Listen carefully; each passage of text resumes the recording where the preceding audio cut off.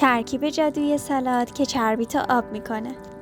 سلام، به کانال آشپزی با زری خوش اومدین. با ما همراه باشید با یه سالاد خوشمزه و لاغر کننده و یه سس که طعم عالی به سالادت میده. یه عدد کلم بروکلی رو که 10 دقیقه پختیم و ریز خرد کردیم. 3 عدد هویج بلاند شده داریم، یعنی هویج رو 10 دقیقه پختیم، بعد داخل آب سرد ریختیم، بعد رندش کردیم. 1 عدد فلفل دلمه قرمز خرد شده داریم که به موادمون اضافه میکنیم.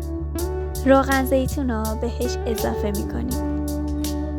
گردو خرد شده رو به موادمون اضافه میکنیم. خب حالا میریم سراغ سس بسیار خوشمزه و عالیمون که هیجان زدت میکنه. یه مقدار ماست چکیده داریم، بهش فلفل سیاه و نمک میزنیم. راستی کانالمون رو سابسکرایب کردین؟ با یه لایک کمک کنید بیشتر دیده بشیم. سیر رنده شده 2 تا 3 حبه سیر رو میتونید استفاده کنید که بستگی به ذائقتون داره.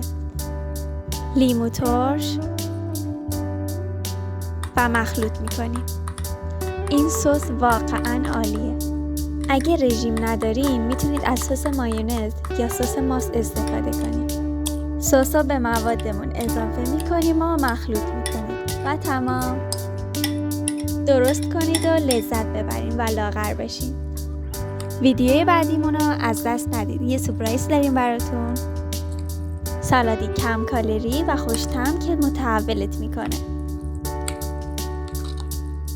لطفاً کانال ما رو سابسکرایب کنید و زنگ اعلان ها رو فعال کنید. خوشحال میشیم همراهمون باشین. نوش جونتون.